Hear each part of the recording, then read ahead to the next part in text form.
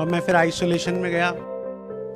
मैं फेंट होके गिर गया, मेरे प्राण मेरे शरीर से निकल रहे। आवाज़ आती है कानों में, उठ खड़ा हो। मुझे मालूम है वो मेरे परमेश्वर की आवाज़ है। चेहरे पे एक पॉलिथीन डाल के मेरा दम घोट रहा है।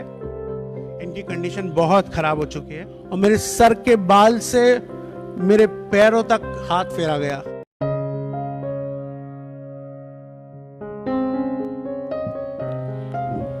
Praise the Lord. प्रभु का धन्यवाद हो एक बार फिर कि प्रभु ने अवसर दिया कि मैं प्रभु की हैकल में हूँ और इससे कुछ बात नहीं हो सकती कि प्रभु ने उस विपत्ति से बचाकर आज इस योग्य किया है कि मैं परमेश्वर के आराधनालय में उसके नाम की गवाही देने पाऊँ। जैसा आप जानते हैं कि गुज़रे दिनों से काफ़ी समस्याएं और दिक्कतें हमारे देश में चल रही हैं, लेकिन पूरे लॉकडाउन, जब से लॉकडाउन हुआ, हम लोगों ने सेवाओं को बंद नहीं किया, वरन कंटिन्यूस हम प्रभु के नाम को ले रहे थे। और प्रभु का धन्यवाद हो कि उसने पूरे लॉकडाउन हम लोगों को संभाला, हम अच्छे से सर्विसेज लेने पाए और बहुत अच्छा सब कुछ था। सारी चीज़ें बेहद सुकूनदायक थी, कोई ऐसी दिक्कत नहीं थी। और आपको बताना चाहूँगा कि मेरी एज जो है वो 35 ईयर्स है और 35 सालों में मैं कभी बीमार नहीं हुआ। हुआ बहुत हल्का फुल्का, अगर थोड़ा बहुत कभी फीवर आया तो आया, दवाई बिगर लिए मैं ठीक होता था। मैं प्रभु का धन्यवाद देता हूँ और मैं बड़ा गर्व करता था इस बात पर कि प्रभु ने मुझे को सुरक्षित रखा है और मैं कभी बीमार नहीं हुआ हूँ। लेकिन एक विरोधी भी है जो लगातार हमारे जीवन को देखता रहता है कि जैसे जैसे हम प्रभु में बढ़ रहे होते हैं वो हमें गिराना चाहता है। और जैसा आपको पता है कि गुज़रे दिनों में एक दिन मेरे को थोड़ी सी तबीयत ख़राब सी लगी और हमेशा की तरह मैंने उसे अवॉइड किया कि शायद ठीक हो जाएगी, कोई दिक्कत नहीं है। लेकिन उसके बाद जब मुझसे सहन नहीं हुआ तो मैं फिर उसके बाद डॉक्टर के पास गया। विवेकानंद हॉस्पिटल पहली बार मैं गया था और मैं प्रभु का धन्यवाद देता हूँ कि हर जगह खुदा बाप ने अपने फरिश्तों को नियुक्त रखा और वहाँ पर हमारे कंपाउंड की ही हमारे रिलेशन की एक बुआ है और उनका नाम गुंजा है। और उन्होंने तुरंत बोला कि एक काम करते हैं, पहले एक एक्सरे करा लेते हैं, डॉक्टर साहब कह रहे हैं, और एक्सरे कराने के बाद जो है वो बताएंगे कि क्या परेशानी है। मैंने कहा ठीक है, एक्सरे करा लेते हैं। एक्सरे भी पहली बार हो रहा था तो मुझे भी नहीं पता था कि एक्सरे होता कैसे है, लेकिन उसके बाद उन्होंने मुझे खड़ा किया, एक्सरे किया। लेकिन एक्सरे की जब रिपोर्ट आई तो सब लोग बहुत शॉक्ड थे, क्योंकि एक्सरे को देखकर ऐसे लग रहा था कि मैं एक बहुत भीषण गंभीर बीमारी से काफ़ी समय से लड़ रहा हूँ। और पूरा वाइट था एक्सरे, शेड बिल्कुल उसमें वाइट था और कुछ दिखाई नहीं दे रहा था। डॉक्टर ने मुझे बुलाया कि आप सिगरेट पीते हैं, आप कोई ऐप करते हैं। मैंने कहा मैंने आज तक कभी कोई ऐप ही नहीं किया। तो उन्होंने कहा ऐसे कैसे हो सकता है। तो मैंने कहा सर हुआ क्या है। बोले आपका इतना बुरा चेस्ट एक्सरे आया है।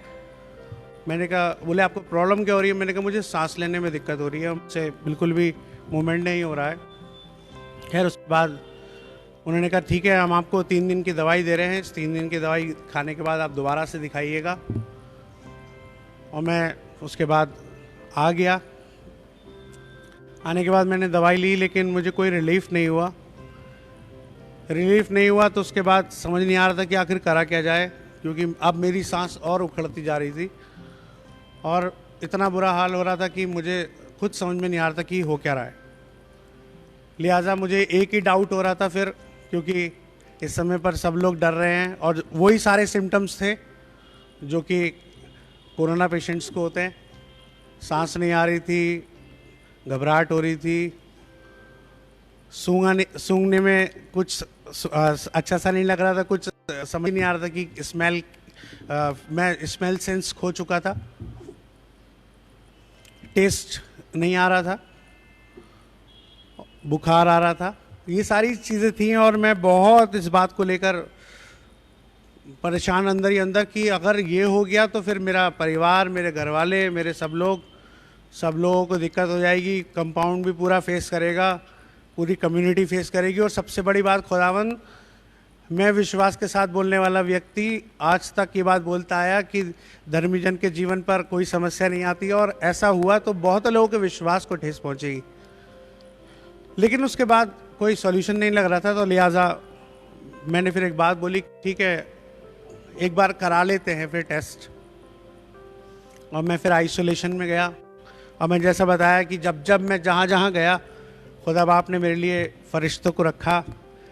और जैसे ही मैं आइसोलेशन में एंटर किया, पहले ही घुसते साथ मुझे आवाज़ आई, भैया प्रेज़ द लॉर्ड। और जैसे ही मैंने देखा तो हमारे कंपाउंड की एक बेटी स्टाफ है, राखी, वो बैठी हुई थी। उसने कहा, भैया आप वहीं बैठ जाओ और कोई दिक्कत आपको हो रही हो तो बताइए। मैंने कहा नहीं ऐसा कुछ नहीं है। मैं बैठ गया। बैठने के बाद उन्होंने मेरा पूरा फॉर्म फिल किया। इतने में पूरा स्टाफ इकट्ठा हुआ, जितनी क्रिश्चियन स्टाफ नर्स थी वो आ गई, जिसमें उस वक्त में हमारी काफ़ी सारी स्टाफ नर्सेज वहाँ पर हैं, वो मौजूद थी। और वो लोग आए और उन्होंने आकर, मिसेस परसवल थी और प्रभा आंटी थी, वो लोग सब आए। और उसके बाद उन्होंने मेरे को लिया और लिफ्ट, मैंने कहा मैं स्टेयर्स में नहीं चढ़ सकता, लिहाजा लिफ्ट को ओपन किया गया। लिफ्ट से मैं दूसरी मंजिल पे गया और दूसरी मंजिल पर हमारी भाभी पूनम भाभी मौजूद थी, ड्यूटी पे थी। और उन्होंने मेरे लिए इंतज़ाम कर रखा था वहाँ पर कि एक बेड मतलब वहीं पे अवेलेबल था आइसोलेशन में, और उन्होंने साफ़ सुथरी जगह करके रखी हुई थी। लिहाजा मुझे आइसोलेशन में कमरे में भेज दिया गया। और उस कमरे में जाने के बाद पता लगा कि एक जन और उसमें है, और वो एक पुलिस वाला है, और उसका भी मतलब टेस्टिंग जा चुकी थी। उस दिन उसकी रिपोर्ट आनी थी। खैर मैं अपने बेड पे गया और बेड पे लेट गया। इतने में एक खाना देने वाले आए। खाना देने के लिए उन्होंने आवाज़ लगाई, तो मैंने खाने के लिए मना कर दिया कि नहीं मैं खाना नहीं खाऊंगा, क्योंकि मुझे लग रहा था हॉस्पिटल का खाना होगा, क्या होगा, कैसे खाऊंगा। मैंने इसलिए उसको मना कर दिया। लेकिन वो पुलिस वाला बोला कि बहुत अच्छा खाना है। मैंने कहा अच्छा ठीक है, मगर मैं खाना नहीं खाऊंगा फिर भी। फिर मैंने कहा कि अगर पानी की बोतल मिल जाएगी तो ईजी रहेगा। खैर वो पानी की बोतल मेरे लिए वो पुलिस वाले लेकर आए। मैं प्रभु का धन्यवाद देता हूँ कि उन्होंने मेरी उस समय पर मदद करी। और वो बोतल लेने के बाद में मैंने जैसे ही पानी का पहला सिप लिया, मैं फेंट होके गिर गया बेड पे। और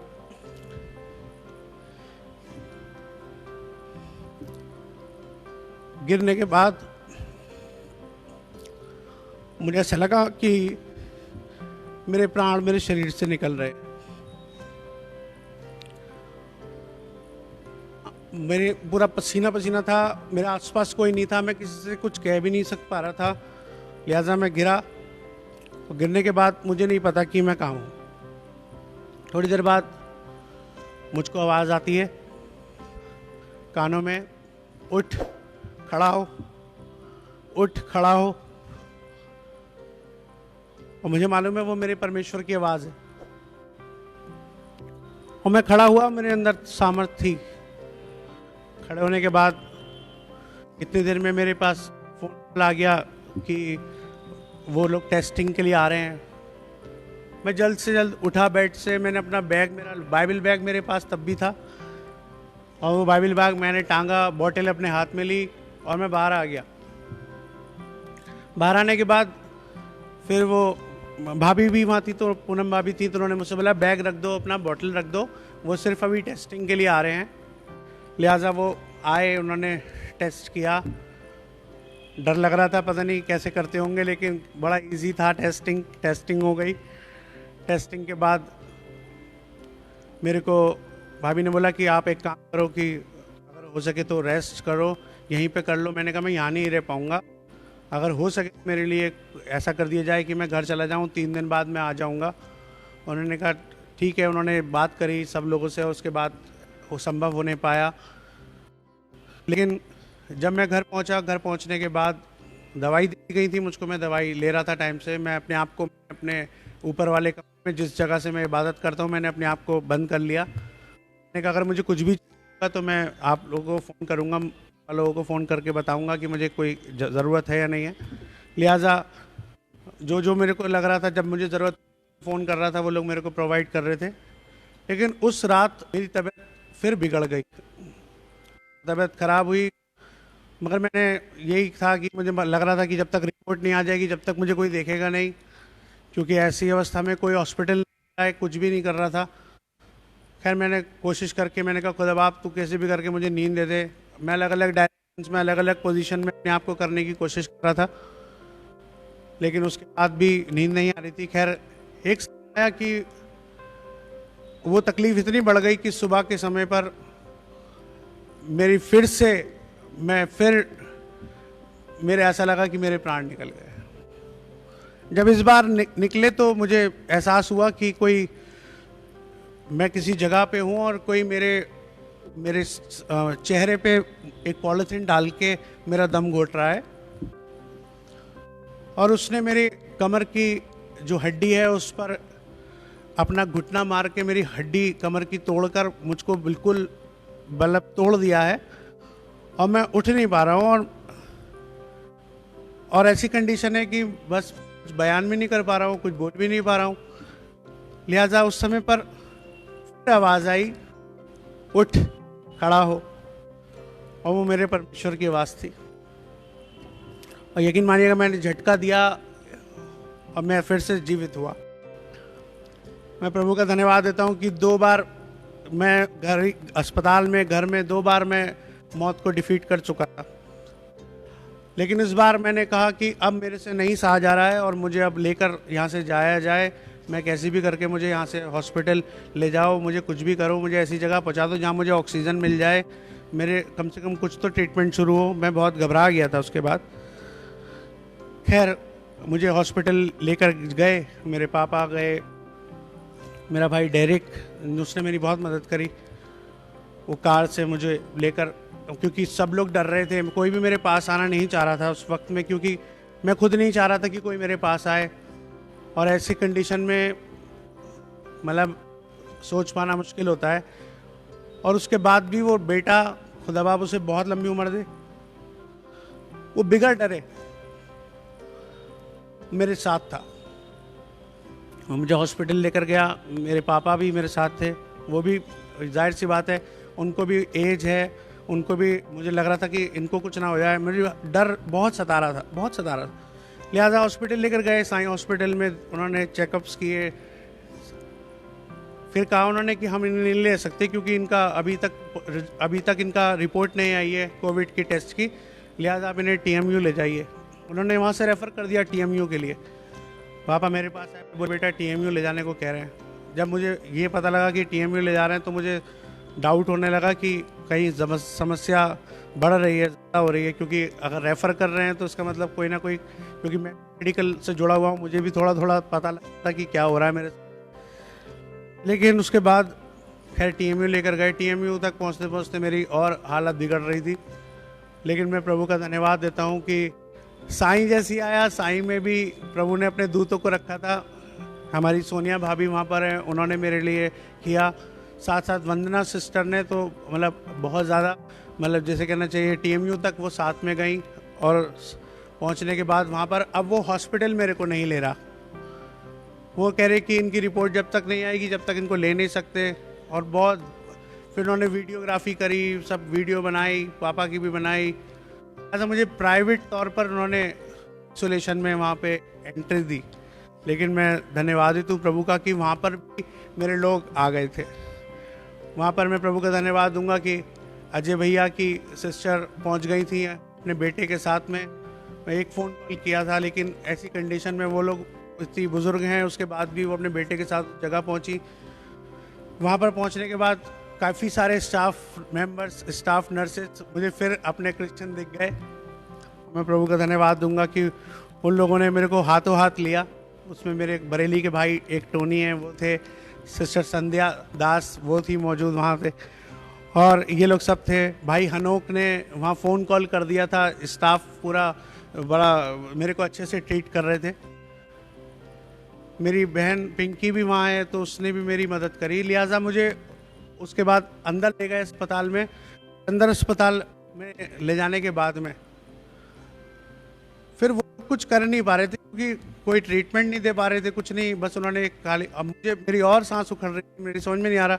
मैं कह रहा था बाद ये में हो क्या रहा है कि कोई ट्रीटमेंट नहीं हो रहा है, कुछ नहीं हो रहा है, और मैं बहुत हताश हो रहा था।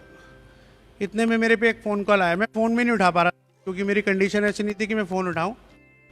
लेकिन एक फ़ोन आया, उस फ़ोन को उठा लिया। वो मेरी सिस्टर है आस्था, उसका।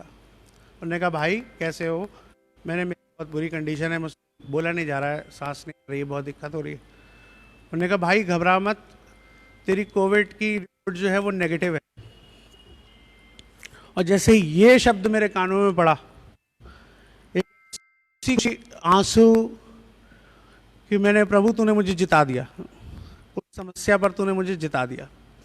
और मैं बहुत खुश। उसके बाद मेरी हिम्मत होने लगी कि मैं लोगों से फ़ोन पर बात कर सकूं।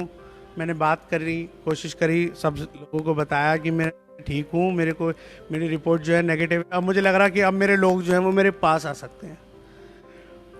इतने में मेरी एक चाची, मेरी चाची चाचा दिल्ली में है, उनका फ़ोन मेरे पास में आया, वो स्टाफ हैं। मेरी चाची ने बोला कि जल्दी से वहाँ से लामा डिस्चार्ज ले लो। एक डिस्चार्ज होता है लामा डिस्चार्ज, जिसमें अगर आप ऐसी जगह पर हैं और आप नेगेटिव आए हैं तो आपको तुरंत वहाँ से हटाया जाएगा। उन्होंने बताया, इतनी देर में उन्होंने घर पे भी लोगों से बात करी। अब प्रोसेस ये था कि मुझको उस अस्पताल से निकालने का प्रोसेस शुरू हो गया। और मैं बहुत खुश इस बात को लेकर कि प्रभु का धन्यवाद हो कि वो प्रोसेस शुरू हुआ। और प्रोसेस शुरू होते होते लेकिन अब वहाँ से एक दिक्कत शुरू हुई कि मेरा जो यहाँ नाम लिखा हुआ था वो राजा लिखा हुआ था। राजा मैं इसी लिख गया था क्योंकि भाभी लोग मुझे राजा के नाम से जानते, तो वो इमीडिएट राजा लिख दिया गया। और वहाँ पर मेरा नाम रोहित लिखा हुआ था, क्योंकि निक नेम राजा और वहाँ पर रोहित नाम लिखा हुआ था। अब वो कह रहे कि हम कैसे मान लें कि ये इनकी रिपोर्ट है। लिहाजा उससे फिर मेरा आधार कार्ड मैच किया गया, तो पता लगा कि हाँ ये राजा और रोहित जो है वो दोनों एक ही शख्स हैं। फिर प्रोसेस, वो मेडिकेशन वगैरह का उन्होंने पूरा बिल लगाने के बाद पूरा रात में 11 साढ़े 11 बजे मुझे वहाँ से रिलीफ दिया। वहाँ पर सिस्टर मौजूद थी, वंदना सिस्टर, मेरे पापा मौजूद थे, डेरिक मौजूद था। खैर मैं व्हील चेयर से मुझे बाहर तक लेकर आए। अब इतनी दूर मुझे चलकर जाना था, लगभग 10 कदम, लेकिन वो 10 कदम मुझसे चले नहीं जा रहे थे क्योंकि मेरी सांस फिर उखड़ रही थी। मैं खैर ऐसे तैसे करके मैं आया, कार में बैठा। कार में बैठने के बाद मुझे साई हॉस्पिटल लाया गया। अब मुझे, क्योंकि मेरी रिपोर्ट नेगेटिव थी, तो मुझे एडमिट कर लिया गया। एडमिट करने के बाद पहली रात मुझे बिल्कुल भी नींद नहीं आई। ट्रीटमेंट शुरू हो गया था। सुबह में डॉक्टर मुझे देखने आए। डॉक्टर ने हालात देखे, टेस्ट एक्सरे देखा, और उन्होंने मेरे पापा को और मेरी सिस्टर को बुलाया। और बुलाने के बाद उन्होंने कहा कि इनकी कंडीशन बहुत ख़राब हो चुकी है और संभव ये है कि इन्हें वेंटिलेटर में लेना पड़ेगा। मेरे पापा ने, मेरी बहन ने तो मुझे ये बात नहीं बताई, ना किसी ने मुझे बताया। लिहाजा मेरी सांस तब भी दिक्कत कर रही थी। उन्होंने कहा कि आप बेस्ट से बेस्ट ट्रीटमेंट दीजिए, आप किसी बात से पीछे मत हटिएगा, और हमारा बेटा परमेश्वर का अभिषिक्त है और उसे कुछ नहीं होगा, वो सरवाइव कर जाएगा। और प्रभु का धन्यवाद हो कि उसके बाद मेरे को थोड़ा थोड़ा रिलीफ आना शुरू हुआ। सेकेंड डे भी मैं सो नहीं पा रहा था क्योंकि मेरी आंख जैसी लग रही, झपक रहा था, पलक जैसी झपक रहा था, तभी मेरी सांस उखड़ जा रही थी और मैं कुछ नहीं कर पा रहा था। खैर सेकेंड डे मैं पूरे दिन नहीं सो पाया। मेरे रिलेटिव्स, मेरे बहनें, मेरी कज़न्स, मेरे सब लोग जो थे वो वहाँ पहुँच के बड़े मुश्किल से वहाँ तक पहुँच रहे थे, क्योंकि आइसोलेशन में किसी को जाने का अलाउ नहीं था। मेरे ठीक बराबर में एक बुजुर्गवार एडमिट थे, 6 पेशेंट उस जगह पर थे, और इधर बराबर वाले जो थे वो ठीक बेड से बराबर में थे। और क्योंकि मुझे आईसीयू में था तो इस वजह से मुझे वो लोग कह रहे थे कि आपको जो भी है, अगर आपको टॉयलेट करना है तो आपको बेड पे ही करना है। और मैंने कहा ऐसा मैं नहीं कर सकता, मुझे कुछ भी करके मुझे वहाँ लेकर जाओ। उन्होंने कहा नहीं, ऐसा नहीं हो सकता। खैर, मुझे जब भी ऐसा दिक्कत आ रही थी तो मैं खड़ा हो रहा था, वो ठीक बराबर में मेरे पेशेंट थे, जस्ट मेरे ख्याल से 2 या 3 फीट का भी फासला नहीं था। मतलब शाम में, अगले दिन शाम में कि वो कोविड पॉजिटिव है। अब जैसी वो कोविड पॉजिटिव आए तो अब और धड़कनें बढ़ गई। मैंने कहा अब तक तो मैं किसी के पास में नहीं था, लेकिन अब ऐसे व्यक्ति के पास में रहा हूँ मैं 24 घंटे से ज़्यादा जिसको कोविड पॉजिटिव है। अब डॉक्टर ने कहा कि अब इनकी दोबारा से टेस्टिंग होगी कोविड की। अब सबसे बड़ा टास्क वही मेरी लाइफ में था। मैंने कहा अब ये टेस्ट करेंगे तो फिर क्या होगा। सेकंड रात मेरी आंखें बिल्कुल ऐसी हो चुकी थी सूज के कि क्या फट जाएंगी बिल्कुल, क्योंकि मुझे नींद आ रही थी लेकिन सो नहीं पा रहा था। और सेकंड नाइट में, रात में मैं बहुत परेशान था, बहुत हताश था, क्योंकि अब हमें उस वार्ड से दूसरे वार्ड में शिफ्ट कर दिया गया, क्योंकि जिस वार्ड पे थे वहाँ पे वो कोविड पॉजिटिव था और उसको हटा दिया गया, हम लोग को दूसरी जगह पे ले लिया गया। और दूसरी जगह पर जब मैं गए तो मैंने देखा मैं ही पहला पेशेंट था जो दूसरे वार्ड की तरफ गया था। और मुझसे बोला गया कि आप बताइए कौन से बेड पे लेटना चाहेंगे, क्योंकि वहाँ पे जो एक बेटा था वो भी क्रिश्चियन था जो मुझे वहाँ तक लेकर गया। हर जगह खुदा बाप ने ऐसे नियुक्त कर रखा था सबको। और उसका नाम मेलविन नाम है, वो लाइन पार में रहता है। और वो मुझे लेकर गया, बोले भाई साहब बताओ, आपको सबसे पहले इसलिए लाया हूँ, आप बताओ 6 बेडों में से कौन से बेड पे लेटोगे। मैंने यार मेलविन, ये तो यार तूने बहुत बढ़िया करा। उन्होंने कहा ये बीच वाले बेड पे लेट जाओ, यहाँ एसी की हवा आएगी। मैंने यार एसी से तो हुआ है मैंने एसी में नहीं लेटूंगा। उसने कहा आप बताओ फिर आपको कौन सा बेड चाहिए। मैंने कहा जो नियर टॉयलेट के हो वहाँ पे मेरे को। खैर उसने मुझे नियर टॉयलेट जो था बेड वहाँ लेटाल दिया, क्योंकि मुझे खुशी इस बात की थी कि मुझे अगर टॉयलेट वगैरह आएगा तो मैं टॉयलेट में चला जाऊँगा। मैंने कहा एसी तो बाद में भी हवा खा लूँगा, लेकिन टॉयलेट जाना ज़रूरी था। मैं वहाँ लेट गया और लेटने के बाद पता लगा जहाँ मैं लेटा हूँ वहाँ का पंखा ख़राब है। अब मुझे गर्मी लग रही और बहुत समस्या हो रही, लेकिन वो गर्मी मेरे लिए बड़ी फ़ायदेमंद हुई। मेरे को पसीने आ रहे, मैंने वो जो अब बाकी के पेशेंटों को शिफ्ट कर चुके थे तो अब किसी को हटाने का सवाल नहीं था। मैंने लग रही है, बोले तो आप ही की चॉइस है। अब मैं कुछ कह भी नहीं पाऊँ, अब मैं कुछ समझ भी नहीं पा रहा। खैर ट्रीटमेंट चल रहा, सब कुछ हो रहा। रात में उन्होंने मेरी ड्रिप निकाल दी, क्योंकि मेरा जो कोर्स था उस दिन का वो पूरा हुआ था। तो उन्होंने रात, क्योंकि सुबह से अगली ड्रिप लगनी थी, उन्होंने मुझे निकाल दिया। अब वो लोग स्टाफ नर्स अपने अपने कामों में, कोई रिटन वर्क कर रहा है, कोई कुछ कर रहा है, वो लोग बिजी हो गए। मैं बचपन से उल्टा लेटता हूँ, हमेशा पेट के बल लेटता हूँ। अब मेरी कोशिश ये थी कि मैं सीधा लेटा हुआ हूँ इसलिए मुझे नींद नहीं आ रही है, अब मैं उल्टा होऊंगा।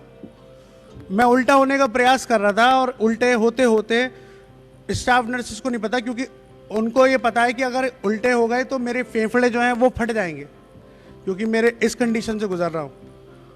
और आप यकीन मानिएगा मैं पूरा उल्टा हो गया। देखते देखते मैंने अपने आप को मूवमेंट कर करके मैंने अपने आप को उल्टा किया। मैंने अपने सीने के नीचे तकिया लगा लिया और उसके बाद मेरी फाइट शुरू हुई खुदा बाप से। मैंने कहा खुदा बाप, मैंने आज तक देख तेरी सेवा करी है। अब मैं, क्योंकि पादरी अनिल सिलाल ने हिजिकिया का प्रचार किया था और वो हिजिकिया का प्रचार मेरे दिल में ऐसा वास कर रहा था। मैं कह रहा खुदा बाप, तूने अपने दास के मार्फत वो प्रचार मेरे कानों तक पहुंचाया है कि हिजिकिया ने अपने जीवन के वर्ष जब पूरे किए तो उसने दुआ करी और तूने उसके जीवन में 15 वर्ष बढ़ाए। मैंने कहा प्रभु, आज सारे लोग सो रहे हैं, ये लोग अलग अलग देवी देवताओं को मानने वाले लोग हैं, अलग अलग चीज़ों को फॉलो करते हैं, और उसके बाद सब लोग सो रहे हैं, लेकिन तेरा दास जो है वो सो नहीं पा रहा है, जग रहा है। मुझे नींद दे, मुझे नींद दे।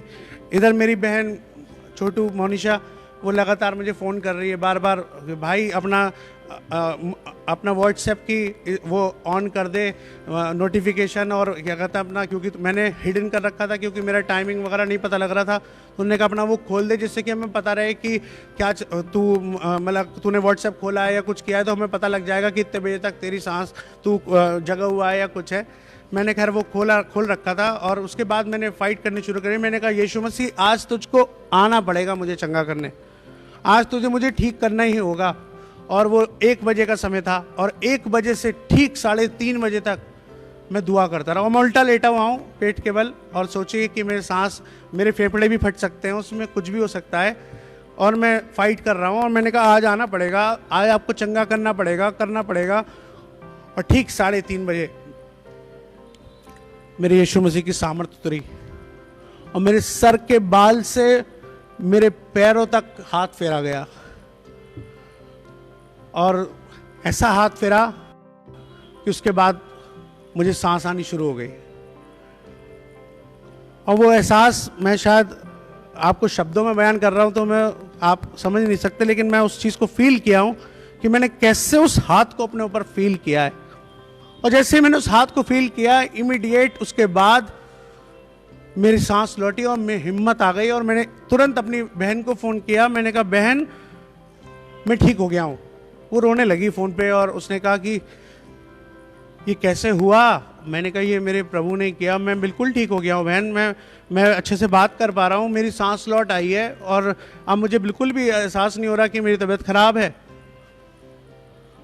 मैं पापा को फ़ोन कर दूं? बोले नहीं, पापा को फ़ोन मत करना, क्योंकि अगर तू फ़ोन करेगा तो वो डर जाएंगे, क्योंकि अभी थोड़ी देर पहले ही सोए हैं, मैं सुबह बता दूंगी। फिर उसके बाद मैंने अगली सुबह में आप लोगों के समक्ष अपनी फ़ोटो डाली थी कि आई एम फीलिंग बेटर, और मास्क लगा हुआ था उस समय तक।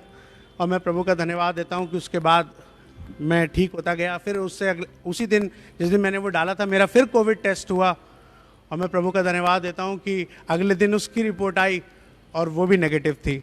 हमें प्रभु का धन्यवाद देता हूँ कि 2 बार टेस्टिंग हुई और दोनों बार बीट किया।